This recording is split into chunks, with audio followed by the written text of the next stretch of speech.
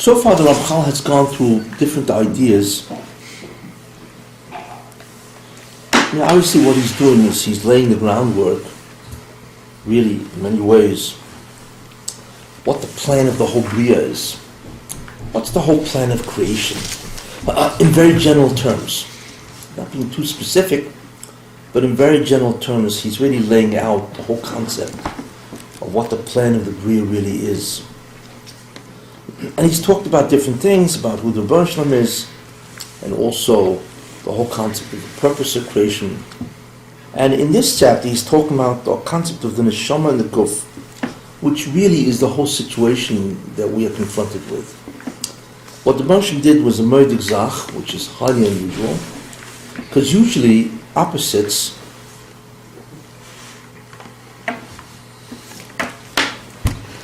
what happens is that opposites destroy each other, which is usually what happens. For instance, you have fire and water, each will attempt to destroy the other. You have matter and antimatter, for those into that, They certainly annihilate each other. They don't really last too long. No, they annihilate it. If matter and antimatter touch, they instantly turn into energy, and so on.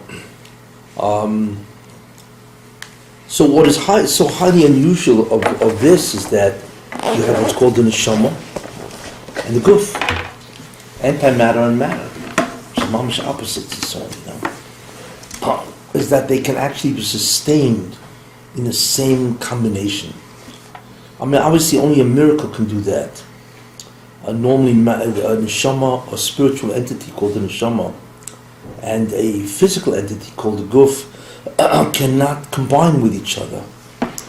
They cannot be sustained in a real combination and so on.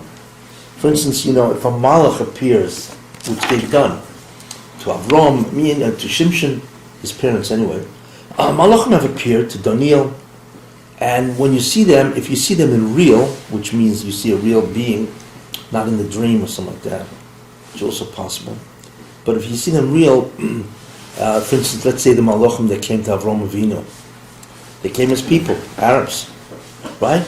So the question is, what does that mean? Can a malach really become a person? And the answer is, of course not.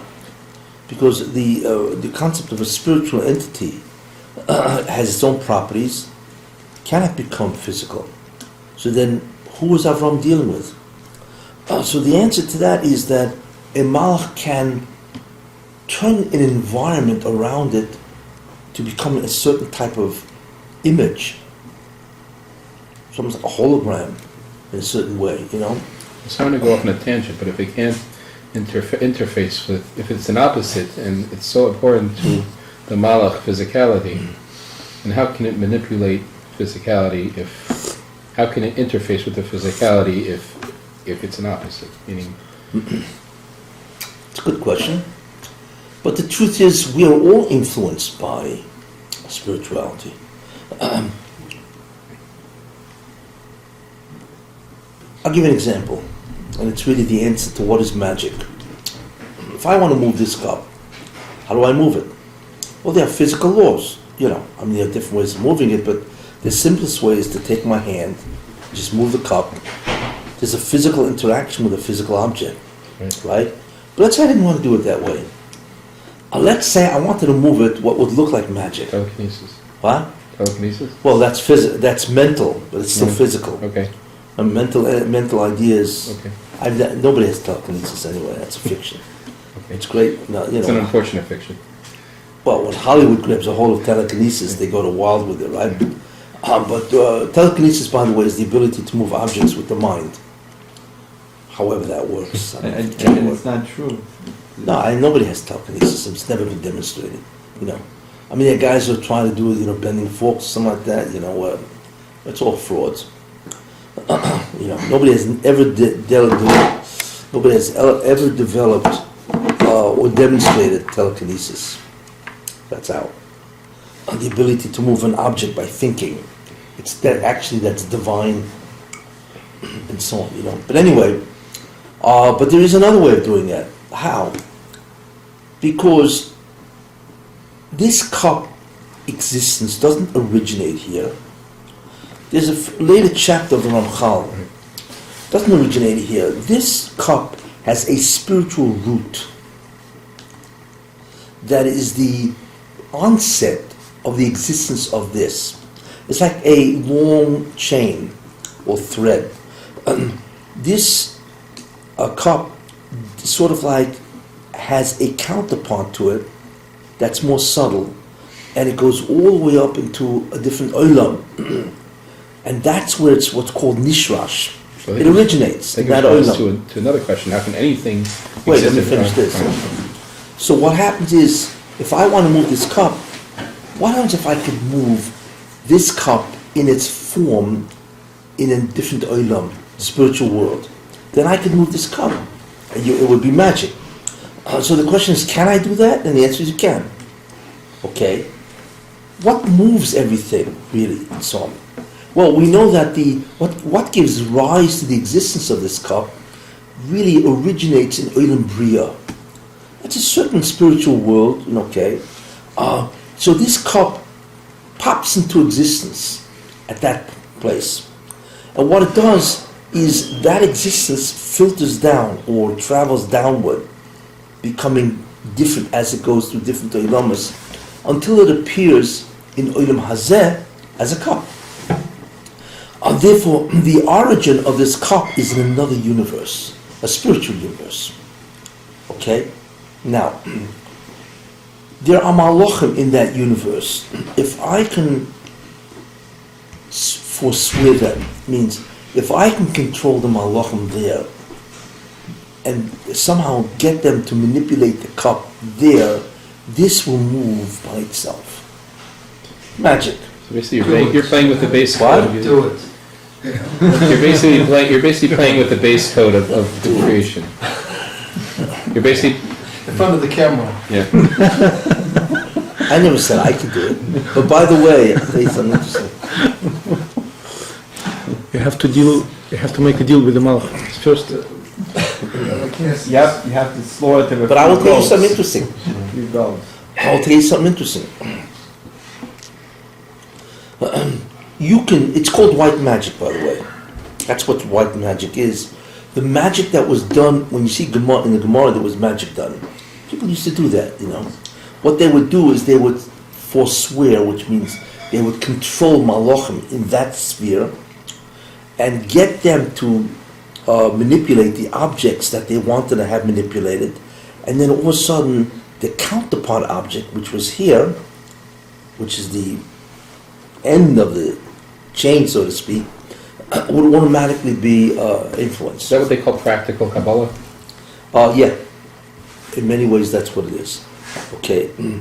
The trick is, however, is to figure out what are the shemas in which I can mashbia that malach to move this cup.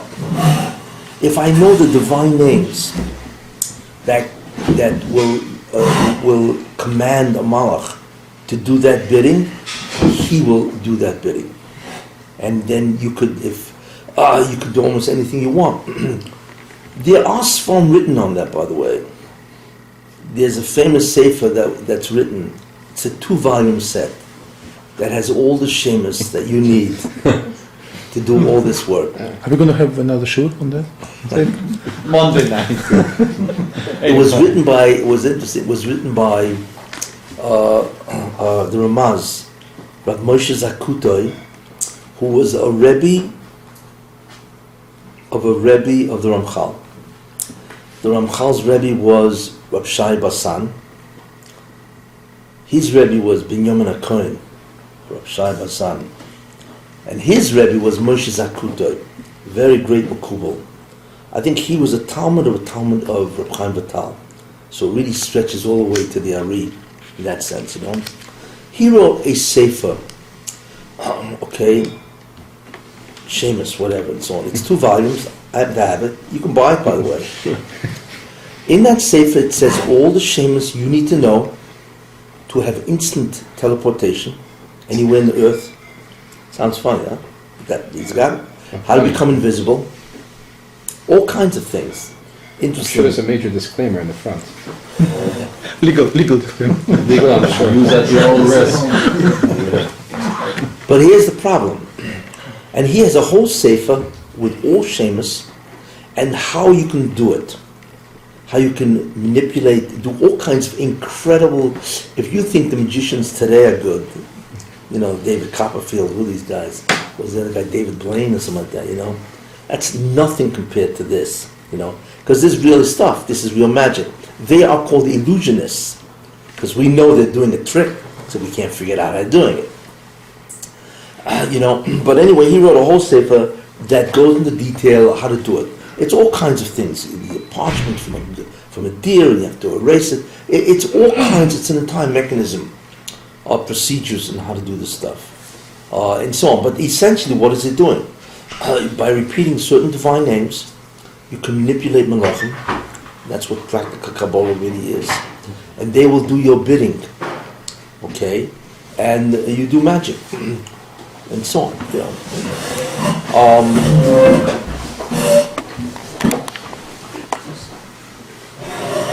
Even the Esamakus, for instance, had the shemus on the staff of those Esamakus.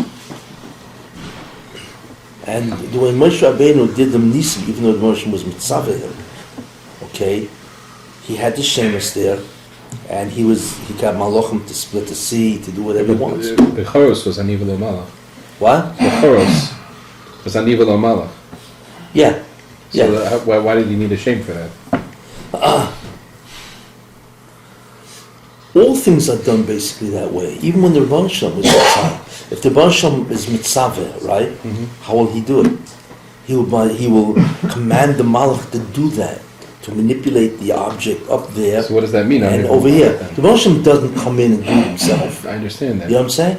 But I'm saying So on. about the Choros itself, however, it says in the Haggadah. So maybe that one the Rebbeinu Shalom did, because maybe that's whatever and so on. But the main idea is that is how you can do it, Right. by manipulating those malachim and so on. In any case, how do I get into this topic? Guf Neshama. Who? Guf Neshama, then we sidetrack. Oh yeah, because I was talking about you really get too far afield. So what the malach does is it creates an environment around him in which he creates a guise, you know. Is it a physical guise? Maybe, but he's not part of that guise. It surrounds him like clothing, you know, which is you take off and so on, you know. So when Eli Anobi, it's the same thing with Eli Anobi. When he appears to you, how does he appear? He appears in a certain guise, but he's a malach. I mean, right now, right? So how in the world a malach cannot become human? He cannot become physical. But what he can do is create around him a guise of physicality, but he is not part of that. But to you, as far as you're concerned, it looks like a person. Did it feel like washing feet? What? The washing of the feet, Yeah, did it yeah. feel tangible? Yeah, I mean, it wasn't the malach's feet, you know, but he was washing a foot that you know that appeared and so on. Look, you know, it says in the Gemara, I think it's Rabbi Zera, and who else was Rabbi, whatever. They used to create a cow every Erev Shabbos. That's one way to beat the high price of food. You know, they used to create a cow or whatever, and they used to eat it. That's incredible. How? You know, because what they did was they were mashbia malachim and whatever, that the malach would somehow put the substances up there together, and bingo, there's the cow. So where's the red line between white and black magic? Oh, that's a good question. So this is white magic. And the Chazal were very familiar with this. They knew. Like I said, even you have a sefer that has all the shaylas. How to do this, you know. Oh, I want to tell you, but you have to be very careful. Why? Because malachim don't like to be pushed around. I don't like it. More of Robin What? What? With Robin kindness. More of it. He was mashpia that should rain. His father came to him in a dream. Told him, don't sleep on my bed tonight. Yeah. You have to be a tremendous neshama where they won't be makbid. But normally they don't like that. There's a story I once read many, many years ago where the Baal Shem and somebody else, they used to learn at night. And they used to learn, it was Kabbalah, my and so on, And they once decided to do something, and whatever it was, and they were mashbia, they forswore a malach to do whatever they wanted to do. I don't recall what it was. So it happened, what they wanted, and all of a sudden the Baal Shem Tov turned to his chavrusa, so to speak, and said to him, stop. Whatever you do, don't go to sleep. Whatever you do. Because something happened, we did the wrong thing, whatever, even though we did the right Shem, but somehow there was something in error, and therefore the Malachim have rishus to take us. So if you fall asleep, they just swipe you, and that's it. And they stayed up the whole night, but this other person, right before dawn, closed his eyes for a minute, and probably in that closing the eye, just like, you go to sleep for a second, and you wake up and you realize you were sleeping, right? He closed his eyes, obviously, he was dead, died, So you have to be very careful, because if you must be a malachim, they don't like that, especially if you're not zoicha. But what's interesting about this is that anybody can do it. It's not Torah Kedusha. There are different ways. Tzaddik can be goyis and the Baruch Hashem is Mekayim, so then it's not because it's mashbia malachim. The Baruch Hashem listens to the tzaddik. Tzaddik goyza, kodesh Mekayim. But this isn't. This is a mechanism. There are ways to influence ruchnistic beings just by knowing the mechanism, what to do. You get in a car, it doesn't make a difference you're a Rosh or a tzaddik. You turn the key and the car moves. That doesn't do with who you are. This is the same idea. If you know what to do, you can do anything you want. The problem is, of course, is that since you are manipulating malachim, whose job clearly is not to do that, what you're doing really is you're forcing them to deviate from the set of instructions that they have, which is called teva. The malachim have a certain set of instructions, which is called teva. This is how you have to do it, and they don't want to deviate. When you issue a shem, what you're really doing is you're forcing them to deviate from their instructions. And they don't like that. For obvious reasons and so on. But therefore it opens you up to very dangerous if you don't know what to do, and so on.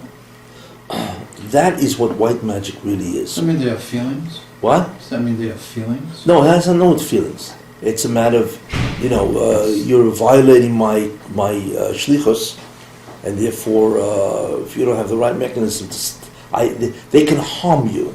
It has nothing to do with feelings. They can harm you. So then what do they care? What? So what do they care? Why do they care? Yeah, why would they care? It's probably part of the instructions. You shouldn't be, if somebody does deviate you, then you have a right to exact Mida Keneged Mida. You want to deviate me, I'll deviate you. Your deviation you is death. It obviously works by dinim and so on. Sounds like revenge. No. It could be Mida that the Keneged Mida shlichus is not revenge. It could be the Mida shlichus Keneged- is because they're created to do a shlichus. Yeah, you interfere with their But shlichus. it's their whole essence. To do what? The shlichus. Yeah. So you're really pulling around with their essence. Yeah. So that's why. Whatever, however, And yeah. they take away the person's essence. Right. It's life. Yeah. In any case, what is black magic, right? Shadim. Oh, black magic is the same concept, except the difference is, instead of forswearing malachim, you know what I'm saying? You are forswearing the Satan. That's the difference. That's Himself Bilam. or his legions? No, him. And he doesn't like to be moved, And this is what Bilam The did. opposite. Bilam was an expert in kishuf.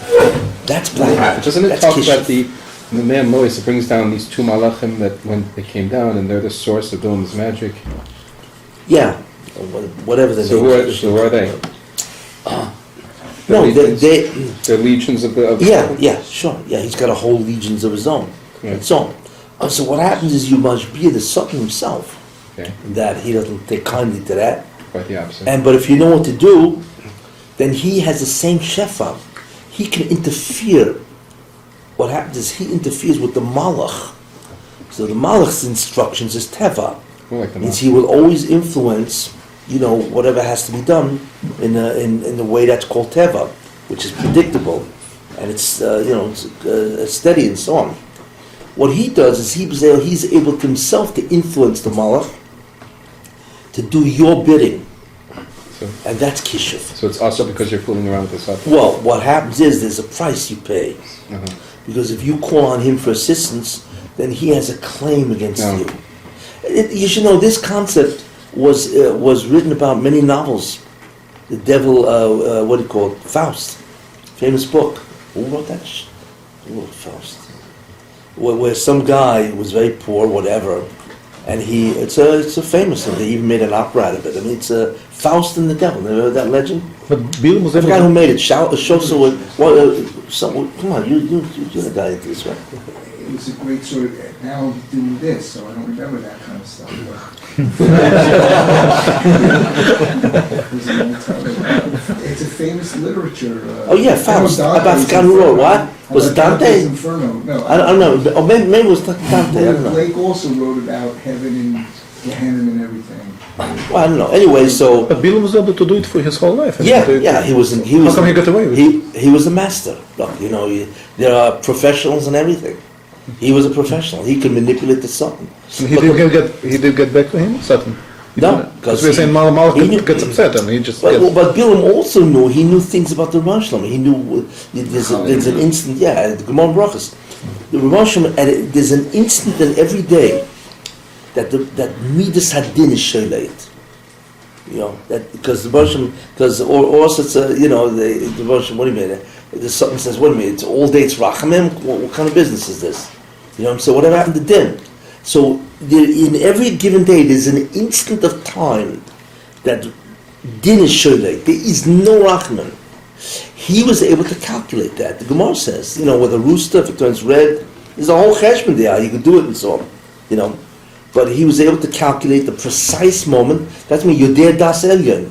That's what the Torah means. That he was able to precisely calculate the exact instant of time when you redeem him, and all of a sudden, if he curses you at that moment, you're dead. Because din will be sholeit if you deserve death, and everybody does some of that, so on. And that's how he was able to do it. I think there's a Maisa where somebody cursed somebody at that instant time, and the guy died. So he was able to. So therefore, he was able to do. Just look. He knew all the ways, the ins and outs. He was a master machashev, and so on. Just Shaden. What are the? What? Does Zimash be a malachim when you're saying there's a Satan? Yeah. What are the two other things that Rashi mentioned in Chumash? The what? Shaden. What's Shaden? Is that? No, that's different. Is that mutter to do? Who? Zimash be a Shaden. Is that mutter? You have to. Also, you have to be very careful. The problem is, and the Chazal, they were very friendly with Shadim. Since it's that mutter, so what's Asa? Only Zimash be the Satan. That's the only thing which is Asa. Well, you're going into the world of halacha. Right. I'm not. What I'm simply saying is the concept that there exists this type of ability. I'm not going to the halachic ramifications. What's the kisha which is Asa? Which kisha is Asa? Black.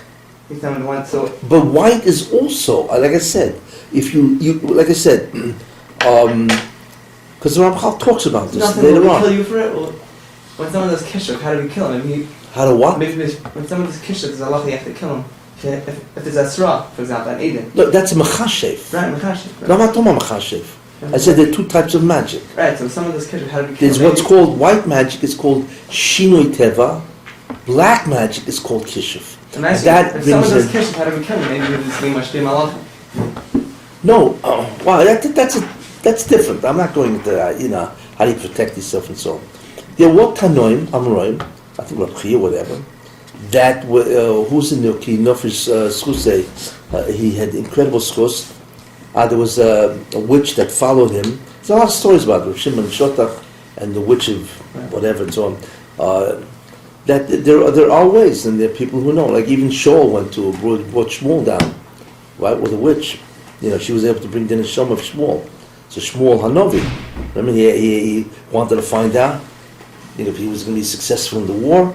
So he used Kishiv to Right. bring down, he went to Machashiv. Why Anyway, is Mashbiach the Satan worse than being Mashbiach Malach? Satan's also a Malach. Satan's also a Malach. I'll tell you why. There's no devil in Judaism. Satan's also a Malach. Yes, that's how it started. I'm saying, why is the Satan's also a Malach? Why is it worse to change his heaven than change the Malach? I'm saying, why? Good question. Who has an answer for that? Why is it bad to start up with the Satan? What's the problem here? Why is it bad to start with the Hashem Satan? listens to his counsel directly. Why is it bad to start off with the Satan? That is the question. His focus is evil. Yeah, but why? He's asking a very good question. He's a Satan, Malach. Satan gets the energy. He can do things now. Interact with Hashem back and forth, you know? And the others don't. He's given the license. Satan can do more. You don't want to stop it. His abilities Go to increase. the good guy.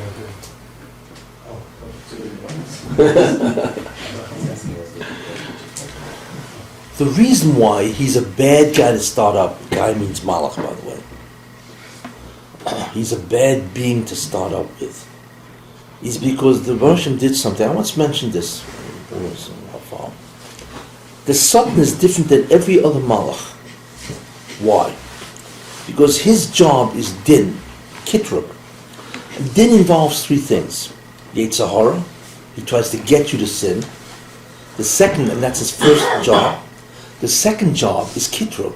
If you do sin, he's a makatrek, he prosecutes you. Right?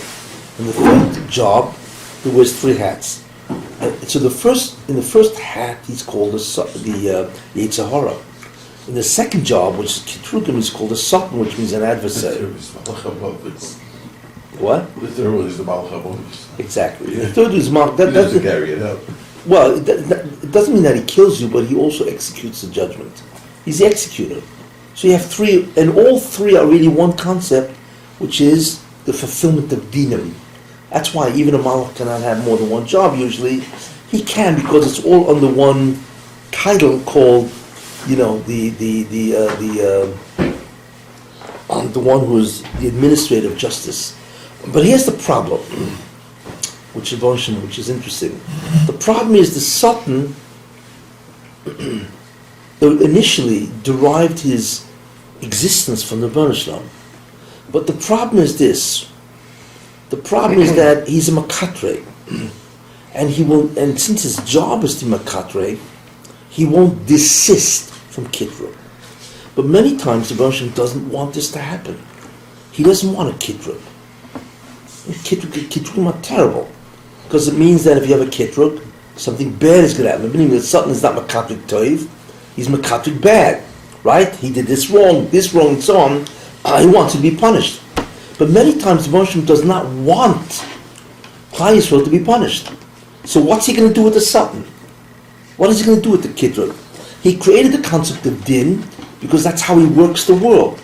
Whatever, right? Dinim, justice. Means you have to do it's midah connected midah, whatever. But what really is we get olam haba based on what we do. That's the concept of din, cause and effect. You need to create your own olam haba. Fine, okay. But then the question is, how do you stop the Satan? If he's makatrik, all of a sudden he did something bad, you should destroy this person, this guy's chayav misa, whatever. So the problem then becomes, obviously, is how do you stop the Satan? And the answer to that is that you really can't stop the Satan. That's his job. What's the Bar Shalom going to gain by stopping the Satan? Right? His job was to what? To allow the Satan to continue. But what the Bar Shalom did is something murdig.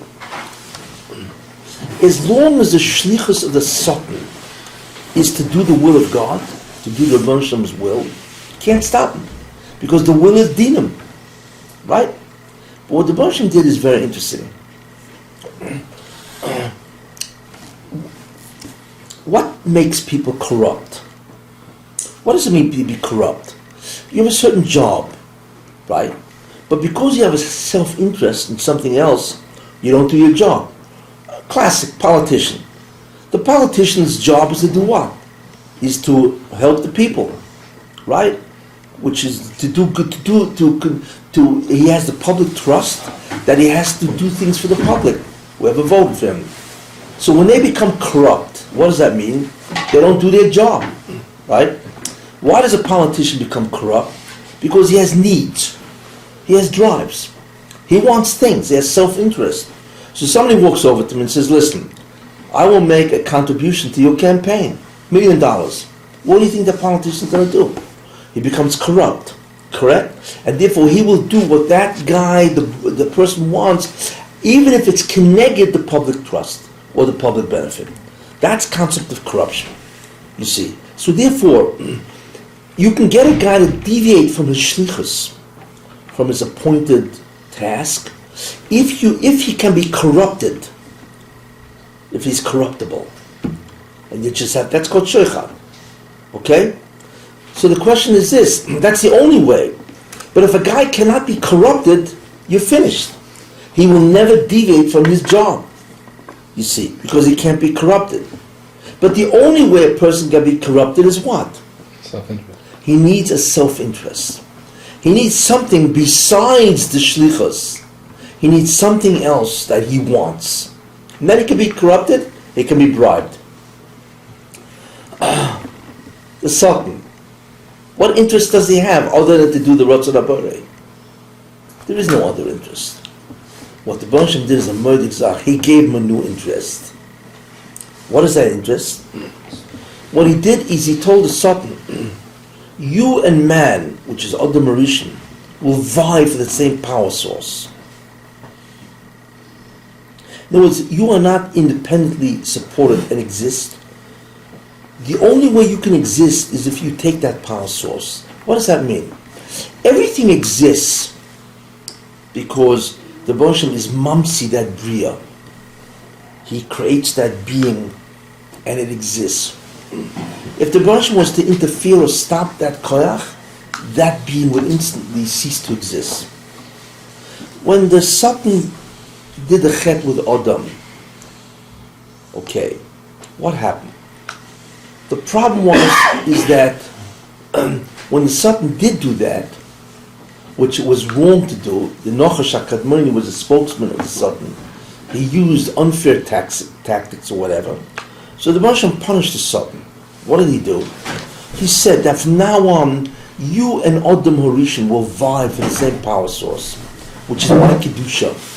Both of you must be yoinek from the Kedusha of the Satan. Excuse me, of the Baruch Hashem. Both of you must be yoinek from my Kedusha. The problem is, there's only a certain amount that for only one side to exist.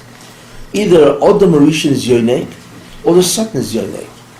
So this is a very important relationship that we have with the Satan.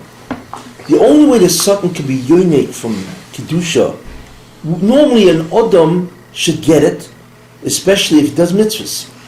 But if the Adam doesn't do the mitzvahs, he sins, then the Satan is able to take from the Kedusha that would have gone to the Adam, he's able to take it to himself. So the Satan is yoinek from the Kedusha that a person should get if a person sins. This is how he survives. Therefore, what the Baruch Hashem did, which was very interesting, is he changed the support system for the Satan. Until then, before the Chet, the Satan was able to take Yenuka, Yonek, from the Baruch Hashem directly. What's the difference if anybody sins? But because of the involvement of the Nachash in his way that he bribed Adam, which was Lashon Hara and Malch and Yuna, without getting into the whole concept of the Chet, he was punished in the sense that he was now given the only way he can exist is if Adam sins. But that was not his original job. No, that was not his original job. No. His original job was to tempt man. But what the Satan did is he went way above what he should have done. He lied. If you know what the Nisayan was, he lied. He spoke Lashon Hara again. He told, look, Adam Rishon was not supposed to eat in the tree. So he told Chava first and then Adam and so on. He said, listen, you can't eat from the tree. You know why you can't eat from the tree? And the reason why is because the tree, God, the Rabbi Shalom, was yoinek from the tree, and therefore he is God. It is the tree, not the Rabbi Shalom, that's the power source. And therefore, if you will eat from that tree, v'yisim kelokim. It's mamash what he said. Of course, what was it? It was sheker v'chozov. So in one act, look what he did. He defied the Baruch Hashem. First of all, he spoke what? It was Lashon Hara. Because he reduced the koyach of the Barsham and said it's not that Barsham is all powerful, it's the tree that's all powerful. So that's Lashon Hara, you see. It was also Meitzah Shemra, because it's Sheker, it's not even true. Not only that, it was also Malchin, because when he told Chava, it was what? Malshinas, not Malshinas, what? It was Rechilas. Why? Because he told Chava that, the Barsham is not doing you a favor by the fact that you can't eat from the tree. He doesn't want any rivals. It's rivalry, it's envy. He doesn't want any competition. So that's Rechilas, because Chava said, that's why he did it. Not doing me a favor. He's doing it from his own selfish reasons. How can a Malach do such a verse before he is corrupted? Wait. And therefore, as a result of that, that's Rechilas. And that created enormous amount of enmity or hatred between Chava and the Barsham, because that's what Rechilas does. So in one discussion, there was already, the first discussion recorded in the Torah, right? You already had Lashon Hara, you had Meitzah Shemra, right? You had Rechilas, it was just incredible. This is the first discussion. And he, of course, and so it was a complete lie. So the Barsh said to him, because you did this, then the only basic way you can be yoinik is if they speak Lashon Hara, which I don't want to get into and so on, In any case, the main idea is that he took away the ability of the Satan to survive. It can only survive through the sins of man. Jews have replaced Adam Rishon, and therefore the Satan can only survive if he's yoinik from the Chatoim of Klal Yisrael. Therefore, the Satan has a self-interest. He's interested in surviving, not just doing the Ratzon HaBorei. You see, his main concern is, how do I live? How do I continue to exist? That is his concern. Why did Moshe do that? So it looks like the reason why he did that is because of what? Is because of punishment. Really? The Moshe gave me self-interest. What's the self-interest? The self-interest is that he wants to survive. Move on.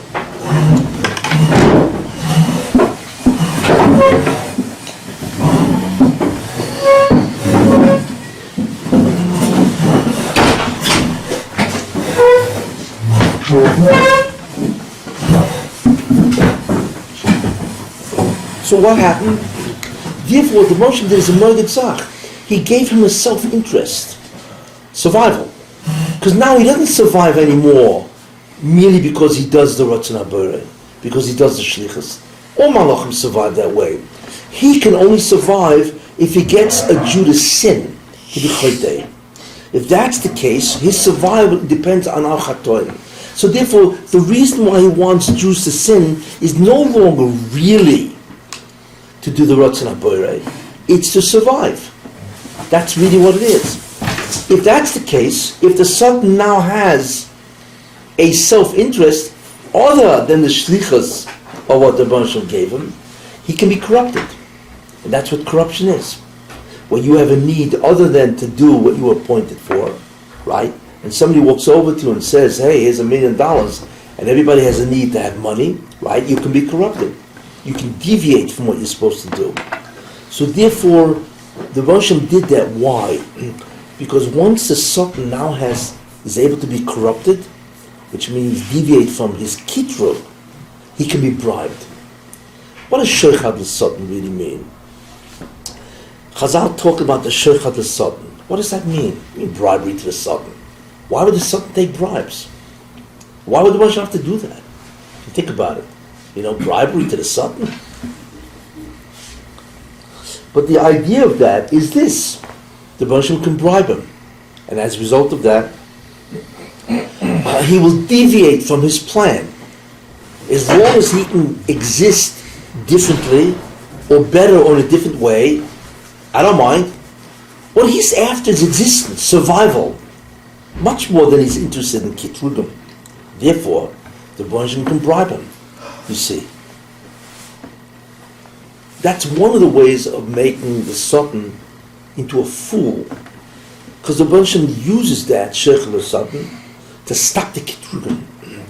I once mentioned there's certain cases, which I had mentioned, how the Baruch Hashem, what some of the classic cases, for instance, in 1898 or in 1896, the Baruch Hashem says, okay, time has arrived, I need to give Eretz Yisrael to the Jews. So the Sultan gets up, right? Kitrugim, because Eretz Yisrael to the Jews is bad news, right? Because the Yidden are going to have Eretz Yisrael, mitzvahs, whatever. So the Sultan gets up and says, excuse me, they don't deserve this. And he got a whole list of chatoim. So the Baruch Hashem says, and remember, he's the Malach of Dinam. And he knows exactly what he's the greatest of all lawyers. He's the greatest prosecutor of all time. It's unbelievable. His ability to prosecute. In any case, so therefore, the Baruch Hashem says to him, okay, I hear what you're saying, you're right. They don't really deserve it mitzad hadin, but the time has arrived. Whatever, there's cheshbon zman. So the Sultan said, what do you mean? And so on. So he said, okay, here's the deal. They get Eretz Yisrael, but your guys get it first. Who are your guys? So who comes up with the theory of the ideas of Eretz Yisrael? Right? Herzl. And Herzl's a Fry guy, right? He's a Fry Yid, and so on and so forth, right? And all of a sudden he switches from Uganda, which is really what he wanted in the beginning. He's not going to give Eretz Yisrael. Okay, and all of a sudden he comes up with the idea, well, Israel and so on, right? Why does the Sultan agree to this? Because he can get all his guys, the Mapai, all the Rishonim, right? Jews are going to come to Eretz Yisrael, and it's over with. They're going to become all Fry. That's a classic Shirchad Sultan. Okay? That's a classic Shirchad Sultan. That he's able to do that. Because the Sultan Cheshbon is that if he gets it first, if his guys get it first, he will be able to influence Jews to sin. Once they sin, then he can be unique more. There you are. He's corruptible. So Kessin, Anyway. is he in partnership with Hashem, or he's trying to outmaneuver Hashem?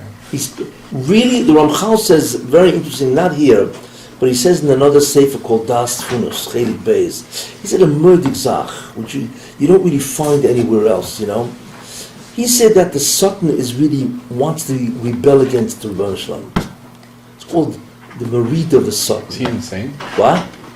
Because he's up there. I mean, Well, yeah. Well, he has never had a psychiatric evaluation. I'm just seriously, I but can't he's tell in you the the guy's he's insane. in the What? He's in the Olam Ha'emes, I know, whatever he's holding. I mean, but I realize there's all kinds of problems, but I'm telling you what Ramchal says.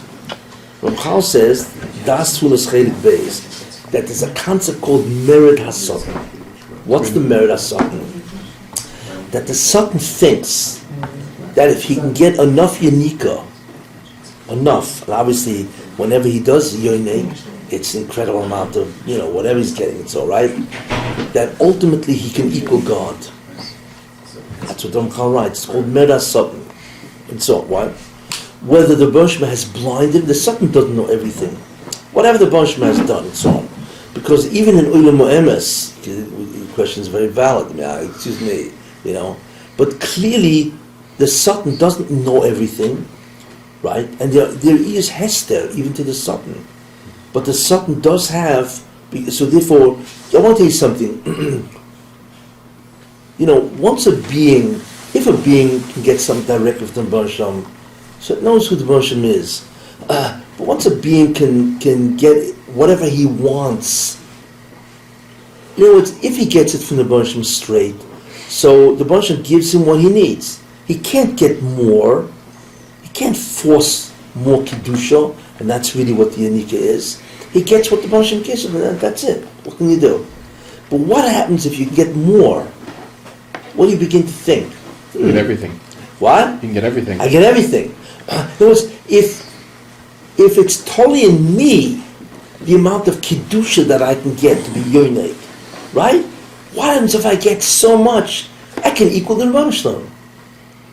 So how is it totally Nesatan? The sins of the Jews. If he can get all the Jews to sin 24/7, he's it. Because it's no longer totally the Rebbe Shalom. Although he gets it from the Rebbe Shalom, but now he's in control of the amount he has. So if that's the case, he can become delusional. That if I get enough, I can rival the Rebbeinu Shalom. Basically drunk on Kedusha. What? He's basically drunk on Kedusha. Well, it's You getting can say it drunk that. on Kedusha, You can yeah. say it like that.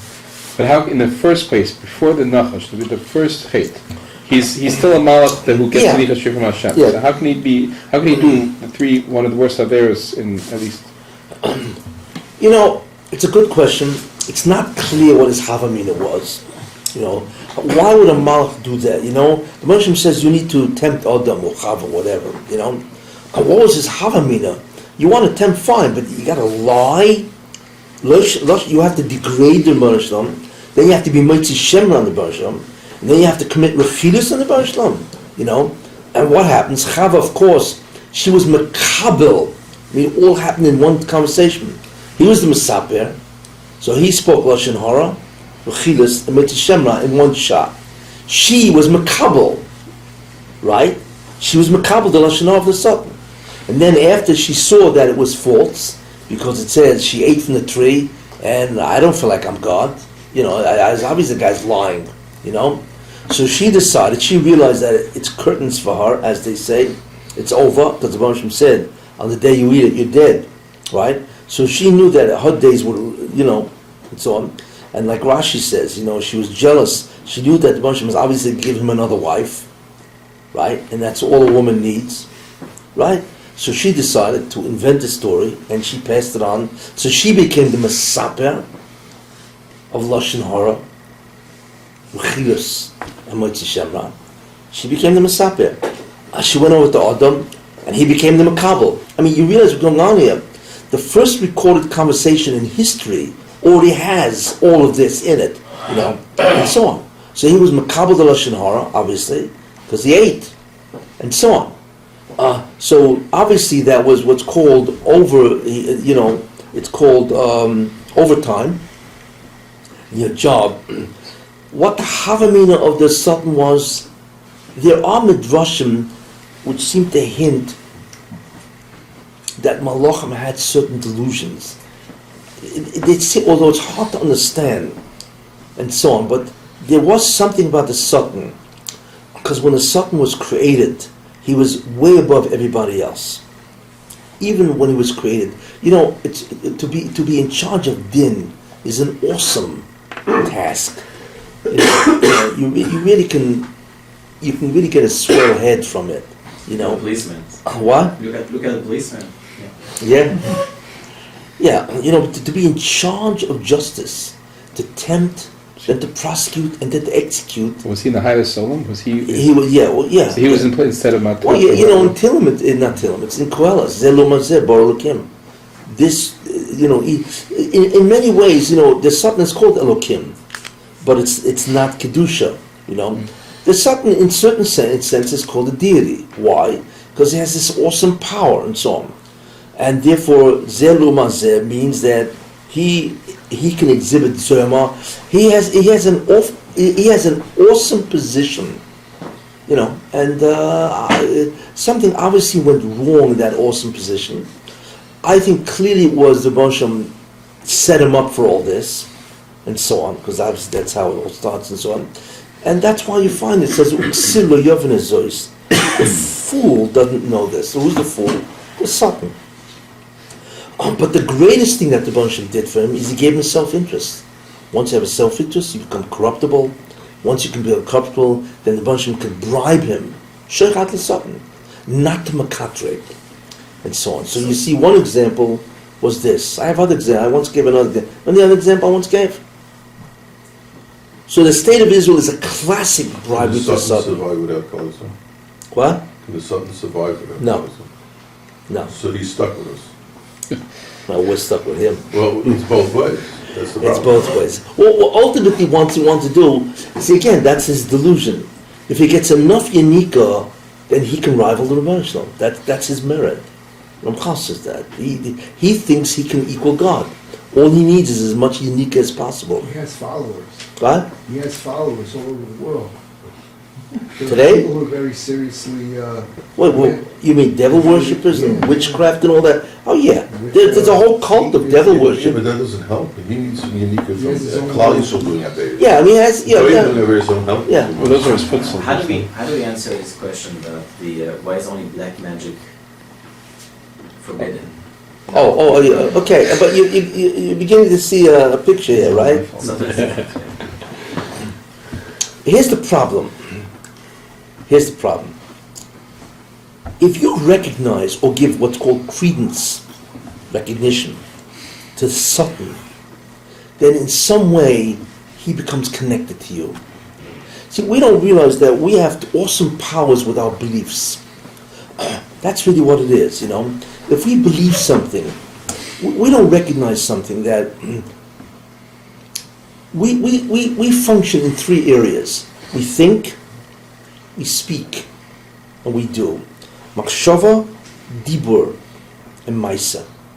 We don't realize that most people think that if you want to get anything done, you need to do something. But in the realm of Torah, doing simply means doing that in the dimensions that you strive. When you think about something, that could be machrav in olam, or it can be masak in olam. It can either rectify something or can destroy something, merely by thinking. A Jew has an incredible power of kavanah. We don't realize that because we think it's thought. But we don't realize that the thought of a Jew, okay, is godlike. It can destroy or rectify, correct. Not only that, but dibur. If you speak the wrong thing, same idea. And the same thing with Maisa. Kolshke, Maisa, because you really do it and so on, you know. Therefore, those ideas, those three areas, you can do something. If you give belief in something, why did this son become so powerful? Because Chava and Adam believed his story. Their belief allowed the Satan to grow. Why?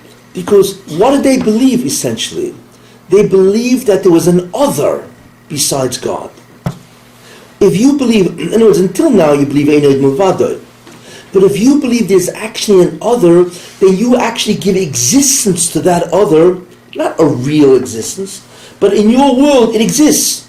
Because you believed it, it's now there. By believing the Satan, what they believed is that there is an other besides Hashem. This is also. What is that other? The tree. There's a tree that exists independent of Hashem, which was the whole argument of the Satan. Then what they did is they created a hester of the yichur of the Hashem. It's a midah connected midah. And that's what happened. So once they created that hester, that the zulosoi, okay, then all of a sudden that zulosoi can be the Satan. It can be other koiches. So by believing in the concept of other, they created koiches which look like they are real koiches. Which is interesting. That's why, and that's why you'll notice there's a very famous segula of Rabbi Chaim Volozhin. Rabbi Chaim Volozhin. And the Brisker Rov actually once did this. What's a segula? If somebody's trying to harm you, and you look at that person and you say, that person is what? Is completely non-existent, really. That person is God. Not that he is God, but the ability of that person to harm me is the Rebbeinu Shalom. Ein koyach acher, the Ramchal says. There is no other force in existence. It is only the Rebbeinu Shalom. So that segula of Inod Milvadoi can actually neutralize that koyach. Rabbi Chaim Volozhin says that, which is interesting. And he once did, it's a famous story of the Brisker Rov when he was running away from the Nazis in Mach Shimon. Okay, and all of a sudden he got stopped. Some guy caught him.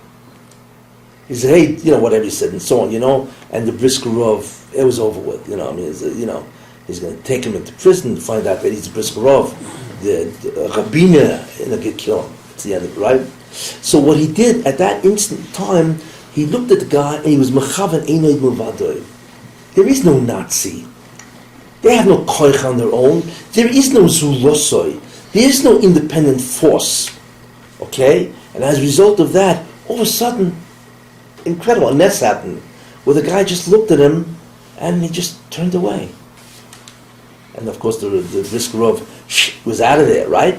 But why? Because he followed his Zayda, the Chaim Volozhin was the Zayda and so on, the Briskerov and so on, and the Rabbi Chaim Volozhin said, Bodek Menusa. It's an interesting concept. I'll give you one, and then I'll answer your question of why, because it's really introduction to the answer to that question. Well, I want to twist. If a person has cancer, terrible. But the truth is, there is no such thing as a tumor. There is such thing as a tumor. A cell doesn't have its koyach. I don't care even if they proliferate and they have no ability to stop and so on. That is God in the form of a tumor. Not that the tumor is God, don't get me wrong, but the entire existence and ability of a tumor to destroy is the Ribono Shel Olam. Because there's no zulosai. Ein koyach acher. So if a person stops for a minute and he meditates on that, and he says, there is nothing, it's nothing more than the Ribono Shel Olam who has adopted a shliach to get me. So according to Rabbi Chaim Volozhin, that hasaga will destroy the tumor. Now, I'm not a medical doctor, I'm just saying, but this is what he says. That if a person has an Einay Mavadoi, that belief will invalidate or neutralize that koyach. Because a Yid has the ability by his belief to create or destroy an entity. Therefore, what Adam Rishon and Chava did is once they believed that there was a Zulosai, bad news. So Zulosai became a real thing in the Bria. Not that it was real, but as far as they're concerned, there was a force that looked like was real. That's bad news. So the worst thing that they did, it's not just that they ate from the tree. That was the end of the business. The beginning of Adam and Chava was they believed the Nachash, that there's a Zulosai. Once they believed there was a Zulosai, bam, Koyach of the Satan. So Ramchal says that all of a sudden, from that itself, the Satan had a mokum. That's what he says. He had a place. Because their belief created a mokum for the Satan. So clearly then, the Baruch Shem had to stop this. He had to somehow to weaken this mokum. So he did that by changing the food source, or the existential source of the Satan, to the unique of the Jew. You see, therefore he can become corruptible. So therefore it comes out like this. When a person, if you use black magic, which is to mashbiah the Satan, and then the Satan can interfere with a malach in the origin, let's say, of this cup, whatever. So you're using black magic to control the world and so on. What are you really doing? You believe in the koyach of the Satan. Right? That's what you're doing. That oisnutzing, that manipulation of the Satan, means that you believe in his existence, and in his power to do something independent of the Ribono Shel Olam. So what you do is you actually enable him to do that. If you give him existence, what you give him is legitimacy to exist, credibility, and therefore all of a sudden he can have a claim on you. So why is that different than being mashpia malach? Because I say that he's the one who can give it to me. Let's say the white magic. I say this malach, I want to move I want him to move my cup. I'm giving credence to him. Yeah, no, because usually you realize a malach is a shliach of the Baruch Shalom. As I'm saying, could you please step aside for a second and do my thing? Because most people, those people who employ Shinoi Teva, which is white magic, don't believe the malach is God. They know he's a shliach. Except those people who can do it know that the mashbiach of that. But those people who are into black magic, that's really what it's called, Kishuf and so on, they believe there is a koyach acher. Look, Christianity, for instance, they believe that the Satan, they call him Lucifer, is a real koyach. But the only thing is they believe that God is stronger than their guy, than the Satan. their devil. That's all. But they believe he can fight God. But they believe that God can win because, he works out in the gym. Why is more motzi by Isha than by Ish? Who? Rashi says it's more motzi by Isha. Is that any? Yeah, what? Black magic Is more more relevant by Isha. relevant or found? Found By what? by women more than men. Well, because women are weaker. They need more koyach. They'll take anything they can get. Men are usually many men are magnanimoniacal. They think they're God. So why do they need anybody else? But women are always what? Women are always sublimated or channeled under a man, husband. So they need an extra koyach. So they need assistance. Just their tefas that way. But you understand, if you believe that there's a koyach acher, you give legitimacy and credibility and existence to that koyach acher. Bida keneged bida. Once you do that, so there's something says you believe I exist. Hey, I'm connected to you because you've given me existence. That was the greatest destruction of Adam and Chava. Of course, they ate from the tree and it was terrible. But the problem is that that indicated what their belief was. Bad news. And since Adam and Chava had all the neshamas of the Bria in them, right? There you are. They believe that, once they gave, that means they gave the koich of a zulosai, which was the Satan, to exist. And therefore, once that happened, that was terrible. So they gave a mokum to the Satan. But they didn't do it all. Then somebody gave the Satan shlita. Who was that? Who really got the guy going? Because again, he gave it existence. Cain did the bad thing. Cain did the worst. Because they gave it a mokum, Ramchal says. They gave him existence. Cain gave him shlita, power, when he killed a Hevel and so on. But that's why black magic is so bad. Because those people who do black magic, kishuf, sorcery, whatever you want to call it, they believe in the power of that independent of the Mashlam. They don't believe the Mashlam is giving a certain power. That's not the way it works. It is an independent entity. But the ones who do Shinui Teva, it's a Shliach. That's all. There's a tremendous difference in the beliefs of either party. But in any case, that's the main idea in terms of a lot of the koiches and so on, what goes on and so on. Just in case we're not on this track next week, with as magnanimous a creature as the Satan is, magnanimous, if that's proper, and with the idea that creation was created for us, I think the Ramchal says there are as many different species of shadim as there are. Yeah, well, a shadim. What's the relationship to the shadim? Are not. They're not within the same thing as the Satan or two. No. Okay. Well, they're beings that exist that have certain koiches and so on and so forth. There's what's called Malchi Chavola, angels of destruction. They are the shlichim of the Satan. Lav dafka shadim, Whatever. Anyway. Is it possible for somebody to approach white magic with the same kavana as black magic? No. It's only people that won't do that. People who know white magic will not believe the same as people who are into kishuf. That's you see that all the time. So anyway, the introduction that you gave us about the source of unique of the Satan is not connected to men. The what? Why did you give us this introduction that the source of unique of the Satan is connected to men?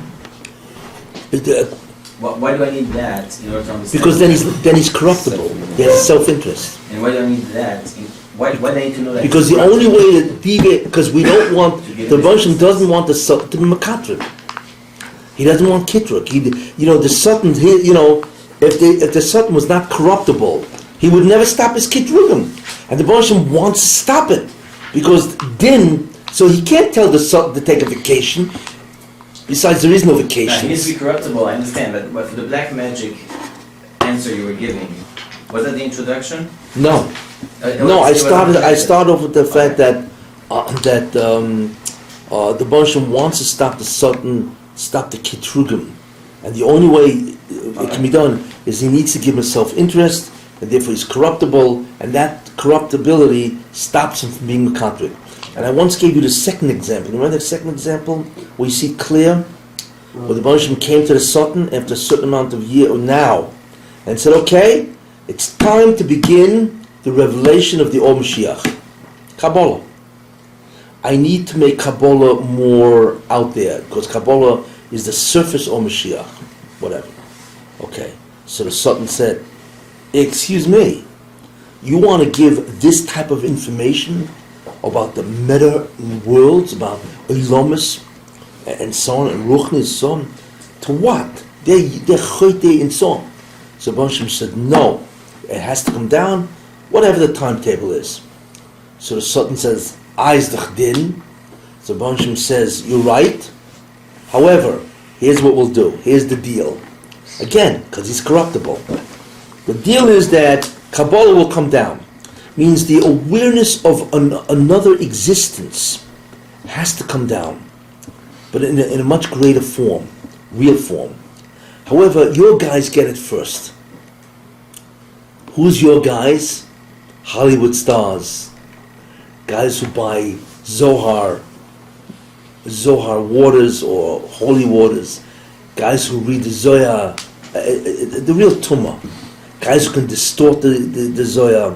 And I don't want to mention other names or whatever, but there are people who are, it's called the Kabbalah business, and so on. They will get it first.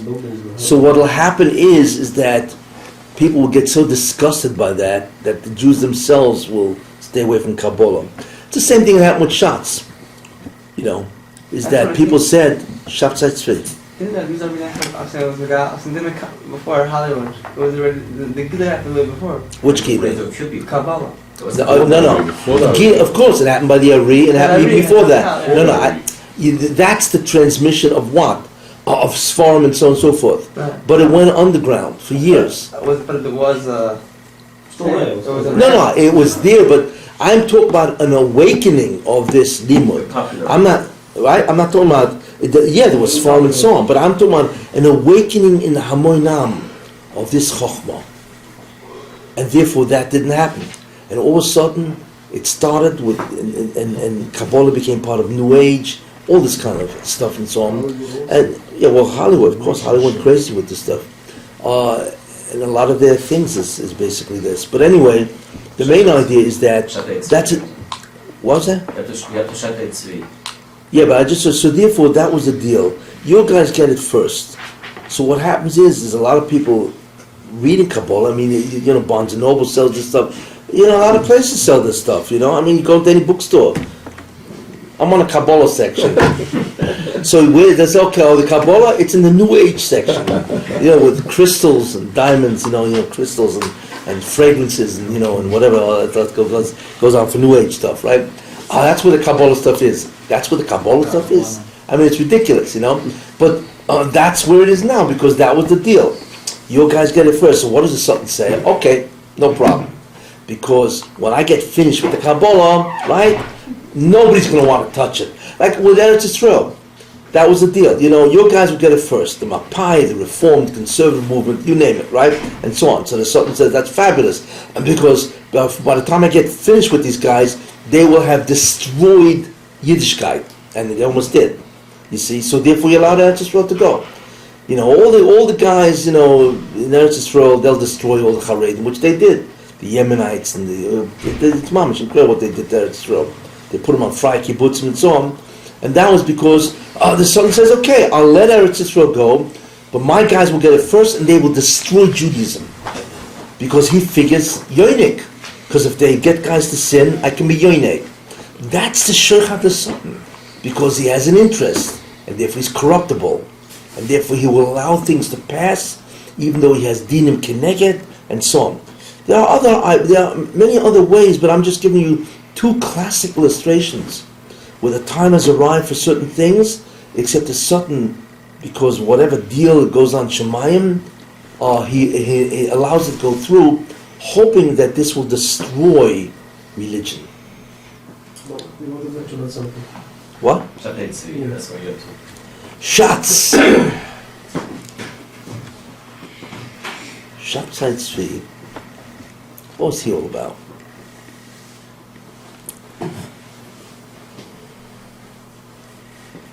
the overtime. You charge double? No, it's 11:30. I don't want to scare everybody away from next time. You know. Maybe I should talk about it next time, next week. Shots. How's that sound? Sounds Yeah. good. Okay. Then I'll tell you what is the premise of Shabtai Tzvi and what he did. He destroyed what we can't even believe to understand what he destroyed. You know, and so on. So we'll talk about Shabtai Tzvi. I mean, it's part of the Ramchal, you know. Okay, next week, 10 o'clock. Thank you.